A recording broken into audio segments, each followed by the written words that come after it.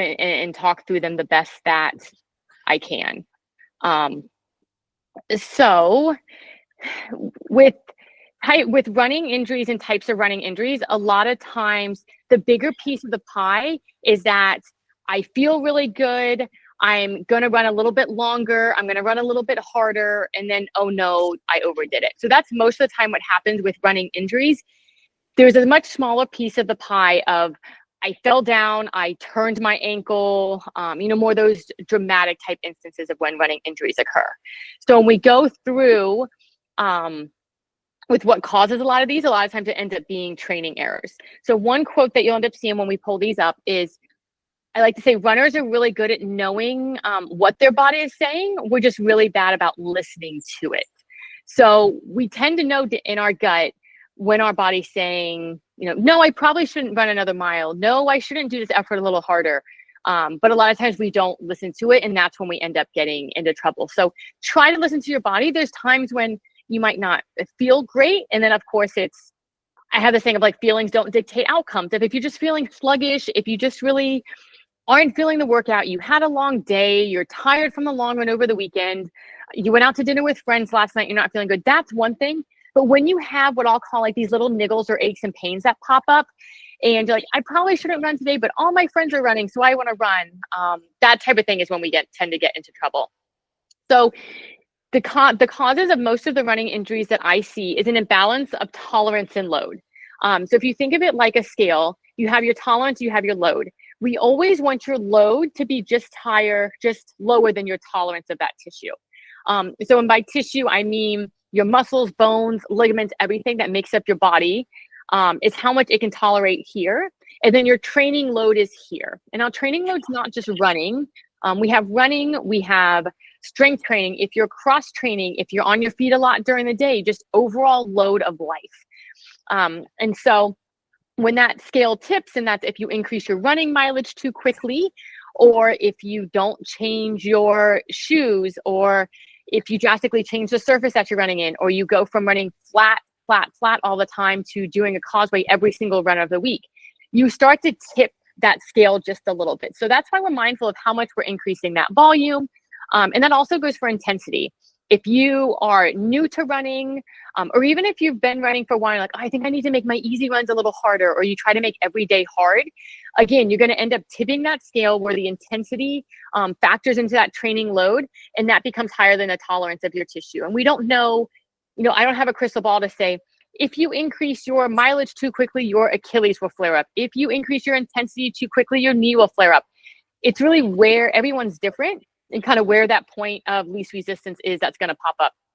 If you've been running a while, you might know yours, where you're like, oh, I know if I don't stay on top of my HIIT exercises, my IT beta is going to flare up, but it's always my right one. So over time, we start to learn more and more about how our body might tolerate some of these increases in training, and when we know that we've done too much. Mine's typically my right Achilles or my patella tendon at the front of my knee, when I'll start to notice, oh, I haven't been doing my exercise enough for those. So the how we treat these, and this is just in general, is activity modification. And that doesn't always mean that we're completely taking running out. If you start to have an ache or a pain where your knee's starting to bother you a little bit, your Achilles is starting to bother you a little bit, we don't have to completely take out running, we just have to modify. So the general rule of thumb is when you have these overuse running injuries that aren't something dramatic and traumatic in nature, where it didn't swell up, it didn't balloon up, nothing like that, that if 0 is no pain, 10 is the worst pain you can imagine, we don't want it going higher than a 4 out of 10. So as long as it stays a 4 out of 10 or less, as you're running in the 24 hours after, you're okay to keep running. Now, the asterisk there is as long as you're addressing it, because if you keep running on it and you don't address it, it's going to keep getting worse. Even if it's under that 4 out of 10, it'll eventually keep going up. There is a reason for it to flare up in the first place, and so we want to address that. Again, this applies to those repetitive overuse type injuries, not ones that are traumatic in nature, not ones that tend to be bone. So a bone injury tends to act a little different than some of these other ones. It's going to be a pinpoint pain. It'll typically throb at night. It does not get better when you run. A lot of these other ones that we'll talk about that are more soft tissue, as you run, you might say, oh, it starts to warm up, or it starts to feel better as I run. Bone will definitely get worse. It's always in the same spot. Again, a lot of pain at night, that throbbing pain at night. So we see these around like the shins a lot in runners, the feet. Those are things that come into the ground and have to dissipate more of those forces as we're running. And it works up, it would be more, less common in runners and like hips, lower back, that type of thing, but they do pop up, but mostly lower leg. And if you're not sure, you know, always ask me, especially during camp, that I'm more than happy to say, ooh, I don't know, maybe we should get this imaged, or let's see if we can work through this, or another trusted healthcare provider, so that you aren't running through something that you shouldn't. But if it warms up as you run, typically that's something that we can continue to run through, again, as long as that we're addressing it. So I have 6 common injuries that I'm going to go through today, and I'm going to try to go through even the exercises to address them a little bit. I think I grabbed the equipment that I'll need. Let me know if you are currently dealing with anything or have any questions as I go through these. So I'm going to go through Achilles tendinopathy, IT band pain, runner's knee, plantar heel pain, and high hamstring tendinopathy. So there's 5, not 6. Okay, so Achilles tendinopathy. This is one of the most common running related injuries that I see. And this is where your Achilles tendon, which is that tendon on the back of your foot, ends up getting inflamed. The term tendinopathy is typically what's preferred, since it's a combination of that tendon is inflamed, and there's also some type of degeneration or just failed healing in there. So let's say we tip the scale a little bit, we did a little bit too much, we got some micro tears in that Achilles tendon, and then it just isn't able to heal properly. So then we have that failed healing in there. A lot of times this used to be called tendonitis. And that addresses that itis is that inflammation in there, but there's also this other side that it's not healing. There is some degeneration in there. There is some weakness in there that we want to make sure that we address. And that Achilles tendon in the back of your heel there, if you touch the back of your heel, if I stand up and it's this one right here in the back, you can kind of grab it. So you have 2 muscles that come together from your Achilles. You have your gastroc, which is the big calf muscle. You can typically see in bodybuilders, you can kind of see those 2 heads on the back of the calf that come down. And then you have your soleus. So your soleus starts just below your knee. Your gastroc starts just above your knee. They come together in this braid-like fashion to form your Achilles tendon. When we go through exercises, that'll be important, because when we're doing calf exercises to target more that gastroc, our knee is going to be straight. So a very traditional calf stretch, calf raises with your knee straight. You have a little bit of soleus in there, but you're working more of that gastroc. And you have to then bend your knee more than 60 degrees to bring that soleus in. Excuse me. And that soleus is typically what's weaker in runners. So we want to make sure that we're addressing both of those. The main function of those muscles in your Achilles is to point your toes. And then for running, it's that push off. So it's at that front of your gait where you're pushing off. You think about a calf raise as you're running. And this is most commonly affected in runners because it withstands up to 10 times your body weight as you're running. So you have 10 times the force of your body weight as you're running. It depends on what speed you're running. We have anywhere from 6 to 10 times. It depends on if you're running uphill, downhill, but that's a lot of force that your Achilles has to absorb and then dissipate, you know, throughout your body. So that's why we see it so much. Symptoms of this, there's actually 2 different kinds. We have insertional tendinopathy and non-insertional. So insertional is going to be down where that Achilles inserts at the bone. So if you're like pushing at the bone and you feel it way down where that tendon inserts, that's insertional. It's important to know which one, because if you have that insertional Achilles tendinopathy where it's bothering you way down at that attachment at the bone, you don't want to do anything where your heel goes below your toe. So if you're stretching your heel off of a curb, if you're on like a slant board and your heel's lower than your toes, you don't want to do it. It's going to aggravate it a little more. We have throughout our body these fluid-filled sacs that are called bursas, and they sit between the tendon and the bone so that it's not directly rubbing. They have a lot of nerves in them, so when they got irritated, they really like to talk to you. And down by your Achilles, we have one of these little bursas. And so if it's that insertional tendinopathy in your Achilles where it's inflamed where it inserts, it irritates that bursa. And every time we're bringing that heel down lower than our toes, we're putting a lot of pressure on that bursa. We're lightening up and we're irritating it more. So I would say that if you're not sure if you have insertional or non-insertional Achilles tendinopathy, don't stretch off a curb. It's just better. Don't do like calf raises off of a leg press machine where your heel's down further. Just avoid those type of things so that you're not irritating it. A very textbook non-insertional Achilles tendinopathy is going to be up in that tendon. Like when I showed you where I can pinch that tendon, that would be non-insertional. It's closer up to that muscle. You can pinch it. It's not down right at the bone. Both of these will typically be uncomfortable for the first couple minutes when you're running, and then we'll warm up as you run, and then they might tighten up later. They might be worse in the morning if you have stairs at home, or if you step off a curb, they might be pretty tight or tender in the morning, but we'll warm up throughout the day. So what we want to do, and this will be a common theme with most of these running injuries, is that we want to increase mobility and we want to increase strength. So to increase your mobility and flexibility, I'm going to move this around here so you guys can see as I do this. I'll demonstrate it because I think it's going to be much more productive than me just trying to explain it to you. Okay, so one of my favorite ones for mobility is if you come here, it doesn't have to be against the wall, but this will show you progress as you're gaining that mobility. You can use your fist because your fist isn't going to change, excuse me, change sizes. You'll put it against the wall. Actually, I want to do it with your shoes off because of that heel to toe drop that we talked about last week. We don't want that to factor in.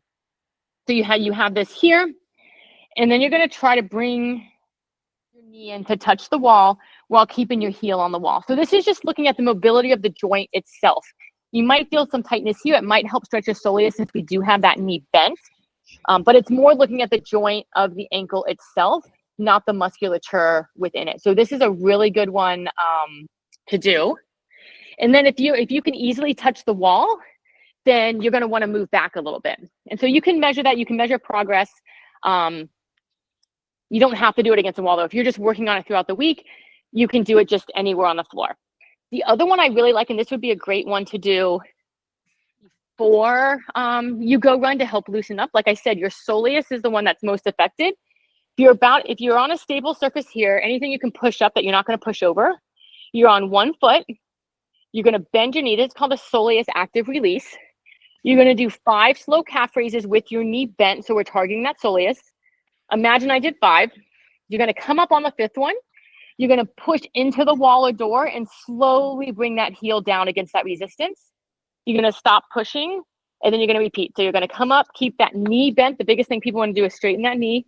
You're keeping that knee bent, push against the wall, and then slowly come down. And that really helps to just loosen up that soleus and then down into your Achilles before you run. You only have to do that once. It's not something you have to do sets of. You can do it again, like I said, before you start running, before you do a strength, or if you just feel like that's really tight in there. So we're going to go over 5 strength exercises for the Achilles also. The first one is just going to be a calf raise. So very traditional. You can see me. You're here, standing on both feet. You're slowly coming up. You're slowly coming down. You can start with double. If you go slower, it's going to make it harder than if you go quicker. You can do single leg where you're coming up and you're coming down. You can add weights to it. If you have access to a gym, you can do it on a leg press machine, or sometimes they have like a calf press machine. That's really useful. And you can bring that weight up. Ideally, you want to get up to 1 to 1.5 times your body weight while doing those calf raises. And then if you are able to bend your knees, either at that leg press or in standing, you're going to target that soleus a little more. But again, the slower you go and then adding resistance, but start with no body weight if you haven't been doing strength at all. We don't want to light up our Achilles and irritate them even more by adding in a bunch of weight. So the next one is calf corkscrew. This one, if it feels awkward, you're probably doing right. So you're on both your feet. You're coming up onto your toes. You're going to shift your weight to your baby toes and then to your big toe. So there's not a lot of movement, but you should feel it around your ankle and the back of your Achilles. This is the calf corkscrew. It feels kind of awkward. So like I said, if it feels awkward, you're probably doing it correctly. The next one, we'll see this one again with some of our other exercises, but you're going to need a looped resistance band. These are going to be one thing you're going to want to use all the time.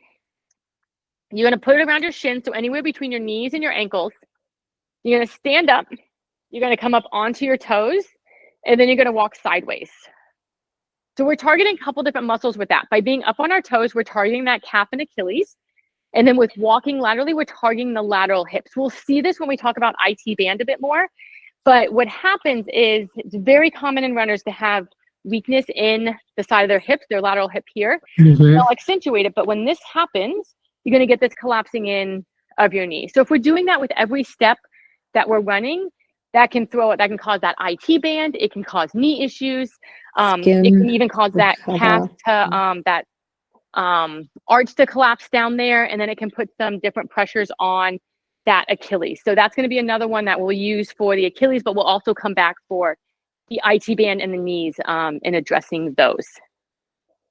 So next one is seated. So this is specifically for that soleus. You're not going to want to do it on a roller chair, but it's what I have right now.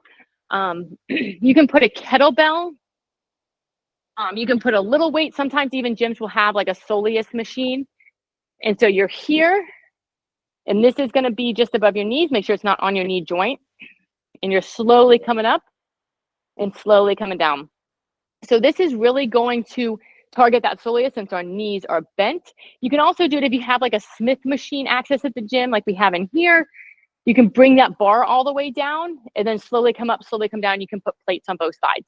But that's going to target that deeper calf muscle that I mentioned that typically is weaker with runners.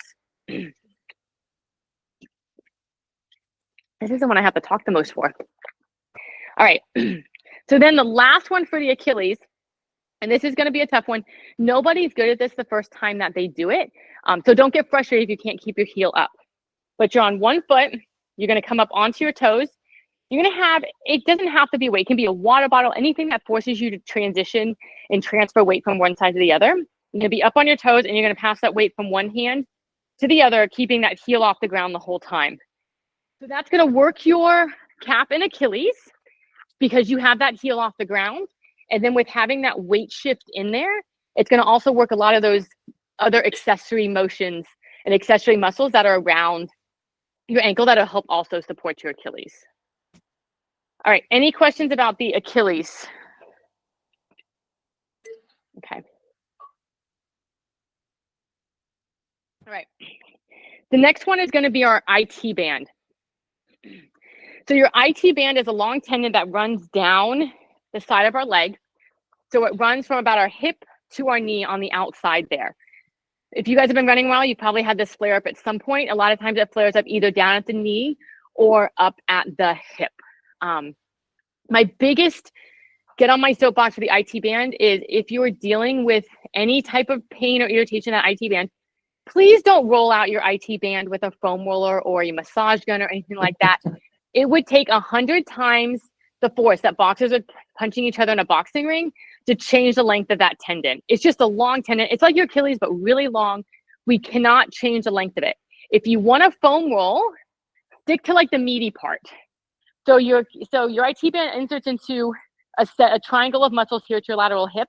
So if you want a foam roll up here, that's fine. Be gentle with it. Don't overdo it, but don't come all the way down here.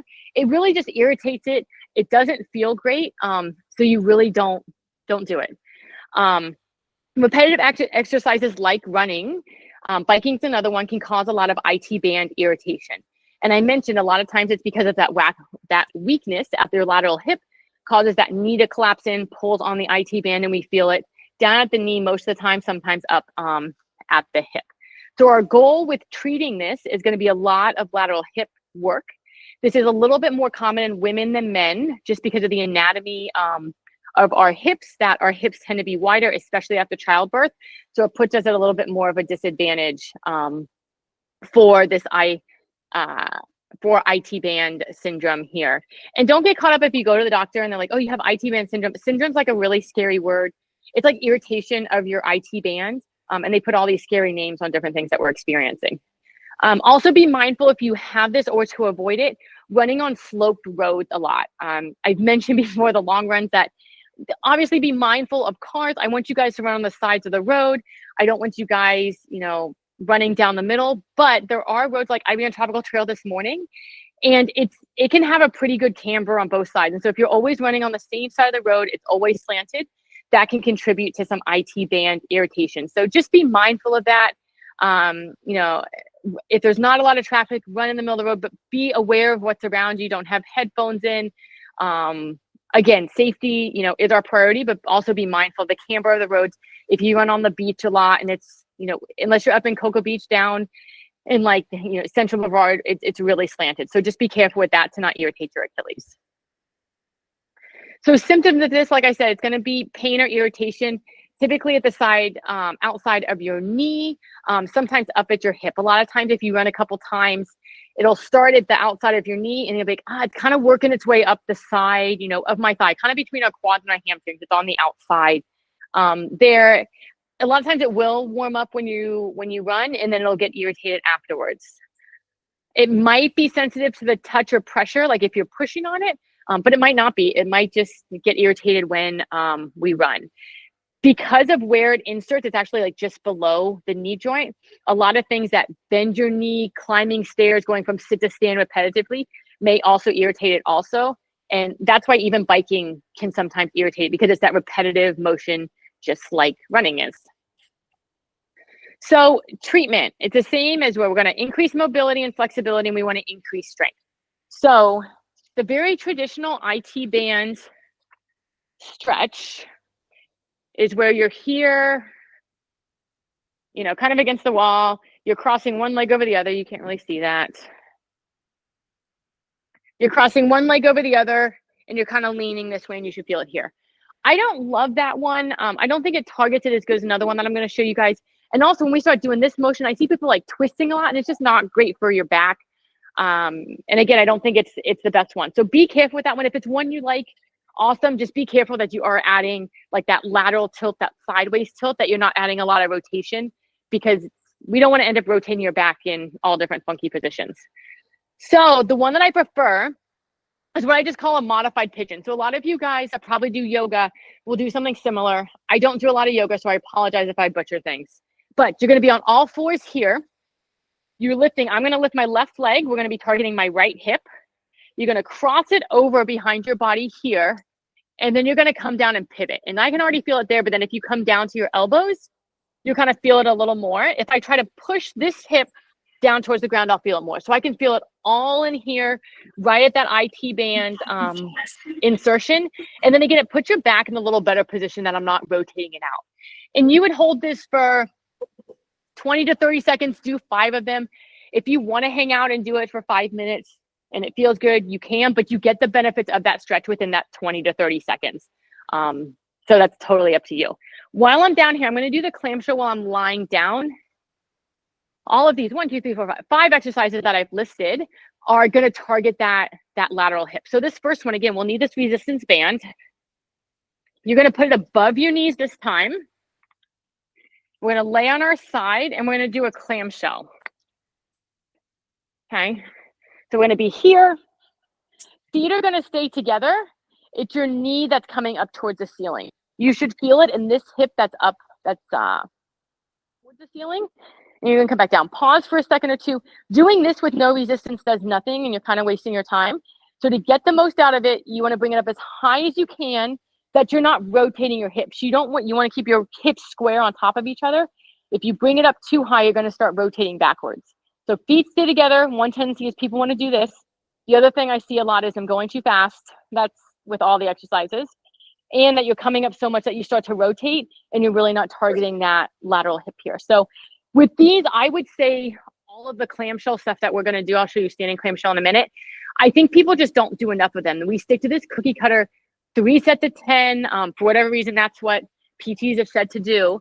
But with these, especially with you guys running, we want to do like sets of 25 of these, sets of 20 of these, really working those lateral hips to make sure that they're ready to go. If you think of how many steps we take when we run, we're taking a lot more than 3 sets of 10. And I know we have some resistance on it, but even 3 sets of 25, but at least we're getting closer there. So for standing clamshell, it's still going to be above your knees. You're going to be standing on your feet. You're going to lift one foot up. So in this case, I'm lifting my right foot up.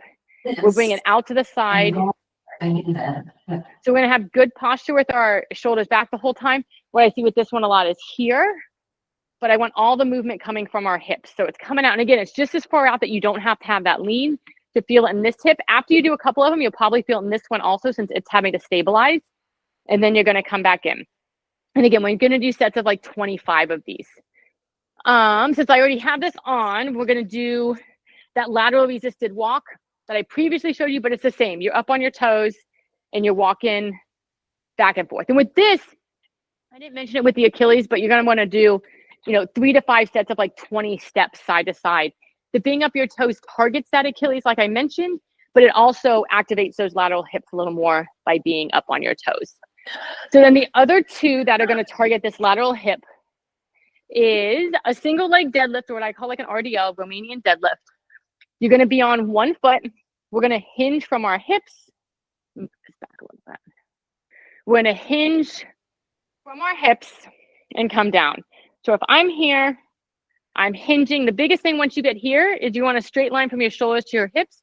You don't want to round out here, putting pressure on your back. So you want to come here, and then you want to come back up.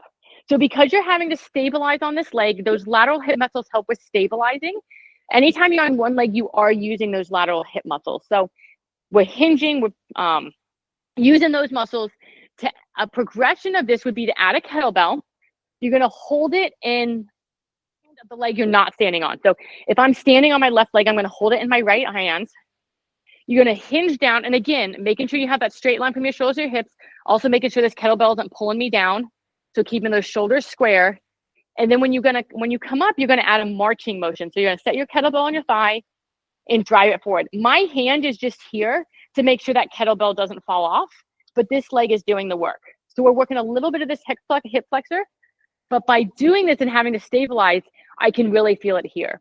And then to go into the next one, you would just come back, slowly come down, pause, and then come up and drive that knee forward. And that's really going to target that lateral hip even a little more with adding that kettlebell in there. And then the last one for this lateral hip, have any kind of small step. It can be like a threshold step. If I have this step here, it's going to cut my head off, but you only need to see my hips. You're going to be here, and it's called a hip hike. So you're dropping this hip down, and then you're coming up. Both of your knees stay straight. It's not a heel tap where you're coming here, which is the tendency that everybody's going to want to do. You're dropping it down and coming back up. If you have trouble dissociating that, and sorry guys, I feel like you guys have more trouble than women do. If you're on the ground and you think about bringing your hip up and back down, that's the motion. So I would do that and then add it to a step where you can kind of get that depth down and then bring that hip back up. And that's really going to work actually both hips. And again, you're looking at wanting to do about 20 of those. All right, any questions about IT band? Okay. Now we have runner's knee. So sometimes this is also referred to as patellofemoral pain syndrome, which just like IT band syndrome sounds really scary. And it really means pain in your knee and we're not sure. So don't get scared if you ever hear that. It's just pain of your knee. A lot of times they'll call it runner's knee if you're a runner. Cyclists might call it cyclist knee. So different terminology for that. It can be just general pain in your knee, or it can be at the front of your knee in that patella tendon. It can be kind of behind your kneecap. So it's kind of all encompassing. So this is one of the most common causes of knee pain, probably because it's just a bucket term of knee pain and we're not positive where it's coming from. It is a little more common in female athletes, again, just because of the anatomy of our hips and then the imbalances we tend to have between our various quad muscles that can affect our kneecap. So what tends to happen, especially if there's pain around that kneecap or the front of the knee, is the backside of your kneecap is like the hull of a boat. It has like a V shape here. And as you bend and straighten your knee, it moves in a very slight C motion. I'm accentuating it, but it moves, it's not just straight. It sits in this groove. And so if there's any kind of muscle imbalances between your different quad muscles, it can pull it either in or out. A lot of times it tends to be, your inner quad that's weaker. So it'll get pulled out, but it can go either way. And then it'll kind of hit the side of that groove a little bit. Egg, so lemon zest. Okay. And so it moves in kind of that C fashion and it can rub on that groove just a little bit. And so that can cause some of that irritation. So if that's the case, we want to make sure that our quads are balanced also. You might have some popping or clicking as you're going up or down steps or stairs with this. And typically, just like everything else, it does warm up as we run. It might tighten up a little bit afterwards.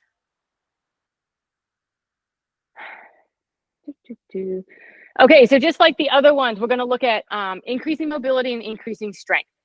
So the two main mobility stretches, flexibility things we want to focus on when it comes to runner's knee is our quad, because if that's tight, it can press down on that kneecap and also put more pressure on that groove. So I'm going to back up so you can see my knee. So you have your quad here. It's made up of 4 muscles, hence the name quad. We have 3 that we can see more on the top, and we have 1 that sits more under it. They come in to form our quad tendon along the top of our knee here. It's a very broad tendon. You can't really rub your finger across it like you can your Achilles and some of the other tendons. But then it has like some connective tissue over the top of your kneecap to come down and form that patella tendon, which you can move your finger over. If you're sitting there with your knee bent, you can strum right over that very large patella tendon. So if that quad is tight and it goes all the way over the front of that kneecap, it could be putting pressure down this way. If you think of it like a rubber band, I'm tightening it. It's pushing that kneecap down into the joint. So we want to make sure that our quad is stretched out. So the dynamic drill that we do for the quad is one of my favorite ones. You can also hold it. The biggest thing is, just like with some of the other ones, you want to make sure that your back isn't arching or moving. So if you're here, you want to make sure that you're not coming in here. Those legs stay about in line. You're going to get more of that quad stretch. If you pivot forward like we do with the dynamic drills, you want to make sure it's coming from your hips and not coming from your back where you're rounding out here. You can also do a side lying on the ground, but that's really going to be the best way to target that quad in terms of working on its flexibility and stretching it. So I also added in some kneecap mobility or some patella mobility. And it might feel kind of weird at first, but it's also great if you're feeling that pain around your kneecap. So you're going to keep your knee straight. You want to make sure your quad's relaxed. If your quad is not relaxed, this won't work. And then you're going to try to move your kneecap around. I don't know if you guys can see that, but if I'm relaxed here and I'm moving my kneecap around, so you can move it left and right, you can move it up and down, you can kind of move it in circles, but your kneecap's a floating bone, so it's not attached to anything else. It's just with that quad tendon and patella tendon. So as long as those are relaxed, you can move it around a little bit. Don't force it in and out. Don't go crazy with it, but move it around a little bit, and that can help also, especially if it's kind of stuck in one spot. If you have any swelling in your knee for any reason, if you irritated it, that's going to be a really good one to do to help get some of that swelling out. So we got another 5 exercises from a strength standpoint for this. So the first one is probably the sneakiest one. It's going to target that inner quad. Like I said, that tends to be the weakest muscle of the quad muscles when we're looking at pain at the knee, and if that kneecap isn't tracking quite correctly. So you're going to sit on the ground, bed, mat, anything. You're going to have one knee bent. That just protects your back a little bit. Your other leg is going to be straight. You can lay all the way back, or you can sit up like I am. You're going to rotate your foot out to the side just a little bit. The rotation is coming from my hip. So it's not just that my ankle's moving over, my whole hip is rotating. And then we're going to just lift that up and come back down. And you just need to go maybe 12 to 18 inches off the ground. You don't have to go nuts with it, but that's really going to target that inner quad. And I think after you do about 10 of these, you're really going to feel like, I can run how many hours? And, I can barely lift my leg off the ground. So coming up, coming down. And we're going to want to do about sets of 15 of those. You can also do it with your foot, with your hip neutral, your foot's up. That's going to target more of that quad muscle in the middle. Still a good one to target, but that inner quad tends to be what's weakest in runners, especially with like a runner's knee. So the next one is going to be a goblet squat. So it's really going to look like a traditional squat. I tend to use a kettlebell with this one. You can do a normal squat. The goblet squat's a little bit safer. I would say targets the front of your knee a little bit more. But you're going to stand kettlebells in front of you here, and you're going to squat down. So you're coming down, and you're coming up. Nice and slow and controlled. Again, see people that just go through it too quickly, don't go deep enough, and then you're not getting the real true benefit of the exercise. Also, as you do this one, make sure you're squeezing your glutes. What tends to happen is people come down here and you kind of get what they call like this butt wink when your butt's kind of sticking out as you come up. And so you have an increased curvature at your spine, and then you're not really using your glutes, which is what we want to see. So come down, make sure you're really squeezing these glutes, keep it tucked in as you come back up. So having some type of feedback, a mirror, setting up your phone, any way that you can see is really helpful with that one to make sure that you're squeezing your glutes. If those glutes are weak, it's also going to contribute to just that kneecap not tracking correctly and not being strong enough. We want to make sure our glutes, hamstrings, and quads are all balanced appropriately. Okay, so the next one, excuse me. I'm going to need our step 4 again. And as you progress, you'll need a higher step. A higher step is going to make it harder. I'm going to start with just this little step. And it's going to be a forward heel tap. Oh, excuse me. So you're going to be here. And you are going to bend this knee now, so it's not like the hip hike issue, guys. And you're going to tap and come up. So the biggest thing to look for this one is you're not stepping off of it. I'm not ever transferring weight, in this case, to my right leg. My left leg is doing all the work. So I'm tapping and coming back up. Also watching this knee, because of that lateral weakness being so prominent with runners, we don't want to see this, where that knee collapses in before we come back up. We want that knee staying over about your second toe as you tap and as you come back up. This is one I would say doing about sets of 10 to 12 would be fine, especially if you're doing it on a higher box. So I want you to do it on a box. We're doing 8 to 10 is pretty tough. Not that you're doing it on a lower box where you can whip through 15, 20 like it's nothing. So the higher you bring the box, the higher it's going to be. The next one we're going to do is a rear foot elevated split squat. So this is also called a Bulgarian split squat. You would do it on a box. My stool's right here, so it's going to just be easier to do that. One trick that someone taught me is if you sit down here, you extend your foot out in front of you, and then you step up. That's like the perfect placement of your foot. I gotta make sure the stool's there. Then you put your other foot back here on, imagine what this is the box, and then you're gonna come down, and you're gonna come back up. So it's really working those quads, a little bit of glutes. And again, if I do it facing you, you wanna make sure that knee's not coming in like this. And I'm accentuating it, but sometimes it's that drastic, sometimes it's just a little bit. But you wanna make sure that knee is staying straight, it's not collapsing in at all. And with that one, you could progress it by adding weights to your hand. So dumbbells, kettlebells, that'll make it harder. And I would say that's one that after you do it a few times with body weight and it feels okay, you wanna get a little heavier with that. You wanna push the resistance. We'll go over the benefits of strength training in a future Coffee with Coach, but there's a huge, huge benefit to strength training for runners, and especially getting heavier. I think runners have been scared to lift too heavy, and they're scared they're going to bulk up. You guys are running way too much, and the type of strength training we're doing is not enough for you to really bulk up or get huge. The weightlifters and the bodybuilders we see, it's so hard for them between their diet, making sure they don't do cardio, making sure they're pyramiding all their exercises correctly in the gym to get the way they are. So with these, we really want to increase the tolerance of that tissue. So going back to what we talked about initially, we can bring up that tolerance by bringing up strength. And so some of these exercises, like this rear foot elevated split squat, is one that we really want to work. So you can start with 3 to 4 sets of 8. And when you're doing those 8, by the time you get to 8, you could do maybe 1 or 2 more, but not many more. Not that you could whip out 15 to 20. You could pyramid them. And what I mean by that is if you're doing, a circuit, which is how I have a lot of your strength training programmed in through camp and through Final Surge, where there's 3 or 4 exercises that you rotate through.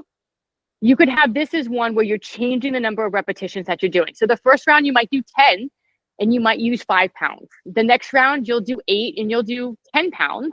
The next round, you'll do 6 and you'll use 15 pounds. So you're getting heavier each round, but then you're doing less reps. So that's another way that you could increase the strength of the quads and increase the tolerance of the tissue of the quad there. All right, the last one I want to do for this runner's knee, and this one is particularly helpful for pain at your patella tendon. So pain at the front of your knee. I talked to a couple people yesterday at the Causeway that were starting to have some of this. This is what I tend to get as my mileage increases. And that's just pain at that tendon that is at the front of your knee you can strum across. A lot of times it warms up. But the best exercise to do for it is where you're on a slant board. So this is very slanted. Anything that's gonna bring your heel up. So you can stand on a 2x4, on any type of like a small threshold curb. You can even roll up a towel, like a hand towel, something like that. Anything that your heel is higher than your toe is going to really target that patella tendon there at the front. So you're going to be on one foot, and then it's very similar to that forward heel tap. We're squatting down, and it's as deep as you can go that you can get back up, and then you're coming back up. You're not stepping, you're not transferring weight. And if you have any pain at the front of your knee here, it's not going to be comfortable the first couple reps, but it will warm up, and I promise it is the best way to target it. We don't want it going over that 4 out of 10 as you're doing any of these exercises, though, if you are having pain. So go as shallow as you need to, that you keep that under a 4 out of 10, but challenge yourself enough that, oh, where is that spot where it's a 5, 6, and where's that spot where it's a 4? We want to make sure we're challenging the tissue so they're getting stronger and we're making changes. So we're increasing that tolerance. And of course, like with all of these, we want to make sure that knee's staying and tracking straight, that we're not getting any of this collapsing in as we're going down or even as we're coming up. Coming up, I see a lot of times too, where that knee starts to collapse in. Any questions about runner's knee?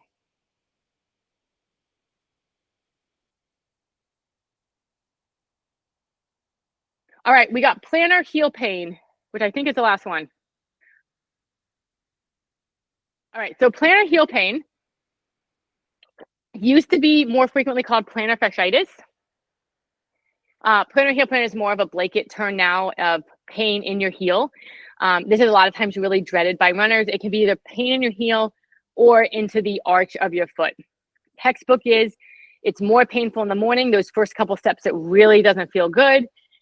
Or after long periods of rest, if you're sitting at your desk, if you're working, if you haven't moved in a while, after long car rides, you get out, you'll feel that pain in your heel. If it's in your heel, a lot of times it will be more towards the inside or medial side where that plantar fascia attaches. You'll feel it here, but sometimes you'll feel it all along here. That plantar fascia runs the entire bottom of your foot and insert here at your heel. That's going to be important. It's one of the exercises we do. We're gonna extend our toes to put that on stretch as we move. This thing tends to be stubborn, unfortunately, that everybody responds to different treatment. One thing that's consistent is making sure you have that ankle mobility. So the ankle mobility we talked about with the Achilles tendinopathy is going to come back, and we're going to revisit it here. And then making sure that your calves are strong enough. So like we mentioned, the calf comes into that Achilles tendon in the back of the heel. It's towards the bottom of the heel. That plantar fascia comes at the bottom, and they insert very closely to each other. So if we don't address an Achilles tendinopathy, a lot of times a plantar heel pain pops up. If we don't address the plantar heel pain, a lot of times we end up having Achilles tendinopathy or calf issues. So these two things are very closely related, and unfortunately you might end up with kind of both of them. So a lot of the exercises are going to be for both and are going to target the calf. Just like with that tendinopathy, it's now accepted that it's not just a inflammation there, like that itis and the plantar fasciitis you would assume, that we're actually having some inflammation in there, and then we're having that degeneration of the plantar fascia and the tendons of where it inserts into. So it's just become irritated because of that imbalance of tolerance and load. The symptoms, like I mentioned, are that pain first thing in the morning, even prolonged walking after a long time. But as you're running, a lot of times it'll warm up. One of the biggest causes of this, actually along with the Achilles tendinopathy that I forgot to mention, is not paying attention to that heel to toe drop that I mentioned when we did the shoes last week or a couple weeks ago. So to revisit that really quickly, that heel to toe drop in your shoes is different from your heel to your toe. So a zero drop shoe is going to be that it's sitting like this. Your heel is even with your toes. A 12 millimeter drop shoe means that your heel is sitting 12 millimeters higher than your toes. I'm accentuating it, but so you guys get the idea. So if you've been running a 12 millimeter shoe, you go and try on or want to try on the shoe that your friend was wearing, and you go from like a 12 to a 6 or a 12 to a 4, your Achilles and calf is used to being up here. Now we're coming down here. So with every step, we're stretching it a little more than it's used to. And that a lot of times is a big cause of both Achilles tendinopathy and this plantar heel pain. So that's why I tell you, when you're going to try on new shoes, please look at the heel to toe drop of the ones that you've been wearing versus the ones that you're going into. And if you want to eventually get down to that lower drop shoe, you can just do it incrementally and not all at one time, so that we're not overstressing those tissues. Similar if you want to start running on the beach all of a sudden, or a softer surface, or even grass, that tends to have a little more give, and then you're working your calves a little more, and we can get some of these Achilles tendinopathies, plantar heel pains that pop up. So to increase the mobility, it's going to be the same too that we did back with the Achilles. It's going to be that soleus active release where we're pushing against the wall, and that ankle mobility where we're half kneeling against the door. Both of those are going to also address that plantar fascia and where they both come in and insert at the heel. Single leg calf raise with the weight pass that we did, where you're on one foot up on your toes, passing the weight, that's going to be a really good one for this. The lateral walk on your toes is going to be a really good one for this. And then the soleus raise, where you're sitting with the weight on your knees and you're coming up on your toes and back down, is going to be an excellent one for this. And then there's two other ones that I want to address also. Calf raises, anything that's going to address your calf is going to also be really great for like a plantar heel pain. But the two that are really, really specific to the plantar fascia itself is going to be a calf raise with a toe extension. So I have this in the office. If you've been dealing with like plantar heel pain for a while, it was on Amazon. I think it was like 10 or 15 bucks, but you can just roll up a hand towel or anything, and that'll work just fine. Anything that you roll up.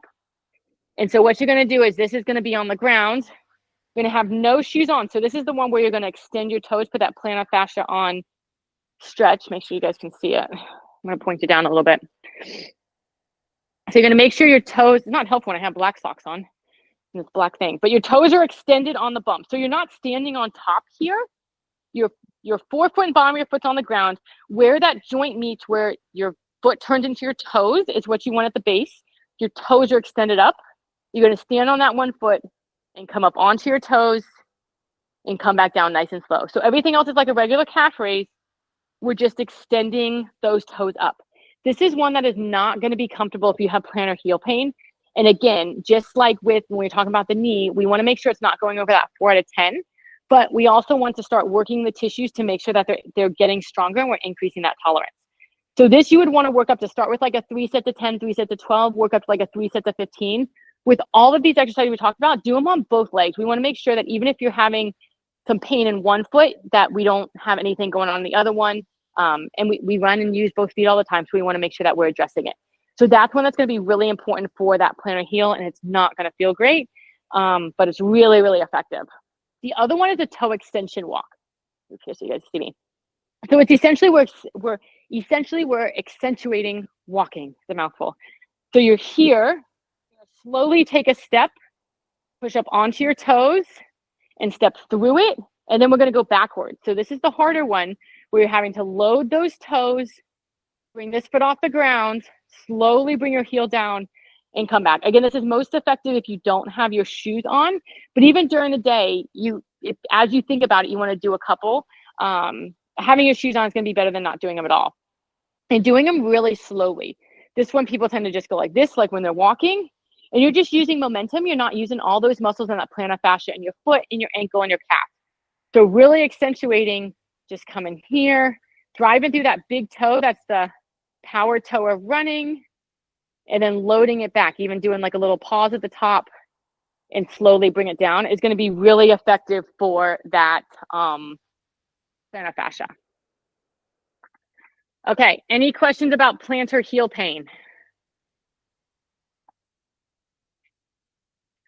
Okay, I think that's all of those. So one point I wanted to make at the end was that finding time to strength train, I know can be really hard. We're all busy. We have a lot packed into our schedules. We're already running a lot, but also asking your body to handle multiple times your body weight with every step that you're taking is going to be even harder. And then on the backside, if we have to rehab it, and if it's consistently going above that 4 out of 10 and we continue to irritate it, and then we have to modify and decrease your running, no runner likes to hear that. I don't like telling runners that. So something's always better than nothing. If you can get a couple of these in, excuse me, I'm not used to talking so much.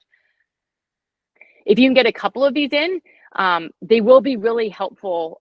Either if you know you have, a foot that flares up, an Achilles that flares up, or if you start to feel, ooh, I don't know, this just doesn't feel right. Jump on some of these before it turns into something.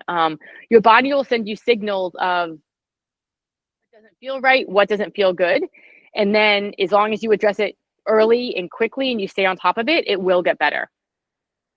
All right, so I want to go over the workouts of this week real quick. So for the spring camp, I have a little bit of bad news. We are at the housing loop instead of at the track tomorrow. So it turns out that we were approved to use the track, and they scheduled a regional soccer game tomorrow at 6 p.m. So Satellite's hosting a regional soccer game, which means we cannot be on the track at 6 p.m. tomorrow. We will be at the housing loop. We're going to do the same workout of 400s. So we have 7 to 12 400s at interval pace with 200 easy in between. I am working on, I've done about half of you guys. I'm working on going through Final Surge and building that workout for you. So anyone that has their GPS or Apple Watch synced, the workout will automatically sync to your watch for you to use out at the housing loop since we won't be on the track. I'm also going to go out and mark every 200 meters and we'll put light cones. So you can use those 200 meters if you'd rather, and you can collectively decide that as a group. I would prefer you use the cones. I think it keeps everyone together. I'm going to go out there with the wheel and measure it out. So it'll be a little more accurate than your watch, but I know a lot of people love the watch. If you end up doing the workout on your own or you can't make camp, it will be built out into there. It's Gatorade Fast Twitch night, so everybody will get a little packet of the Fast Twitch Gatorade. It does have quite a bit of caffeine in it, so just be mindful of that. Maybe don't try it tomorrow night. I don't remember how many milligrams, but I thought Ed was talking about sodium, and he was definitely talking about caffeine. So be careful with that when we pass it out tomorrow. And then our long run this week will be at 6 a.m. at Cocoa Village. So one location that we haven't done this camp, but we'll meet in front of the restrooms there right across from Village Idiot Pub. And the parking lot that's right there is pretty limited, but there's a lot of street parking and other parking around there. But just make sure you're over there. We'll start right at 6 a.m. and bring a light. For the Run Like a Girl camp, you guys are Wednesday at 6 p.m. You guys are at Vieira Burrows West this week. That parking lot, again, has limited parking, but there's CVS right across the street that you can park at. You guys have 8 minutes, 6 minutes, 4 minutes, 2 minutes, 2 minutes. The 8-6-4 is at threshold pace. And then the 2 by 2 minutes at the end are going to be at interval pace. It's 2 minutes easy between everything. And it's been programmed into Final Surge. And if you have your watch synced up to it, then that'll automatically sync to your watch for the workout. For you guys, it's GU night. So you guys will have GU available from Coach Mandy to pick from and to try. And your long run will also be at Cocoa Village on Sunday, but it'll be at 7 a.m. instead of 6 a.m. You'll meet in front of the restrooms there. Okay, any questions about anything I went over, camp, anything you're going through that I can help with? Thanks for hanging on for as long as you guys did. It's already 1 o'clock. So I just want to say thank you. Those exercises helped a lot. Good, good. It does switch. I noticed like from the back when you're doing them, like it's switching different muscles that are getting sore. Yeah. That's good after I listened to your talk today. So Good. I don't like it.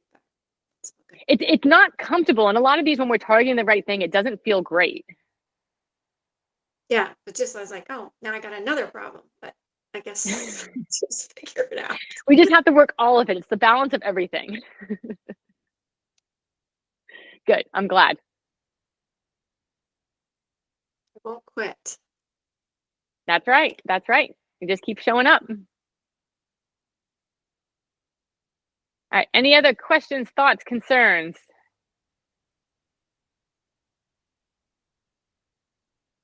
All right. Well, thank you guys for hopping on, taking time out of your day. I apologize that my screen wouldn't share for whatever reason, but I will get these slides shared with you and I will upload the video so that you'll have it.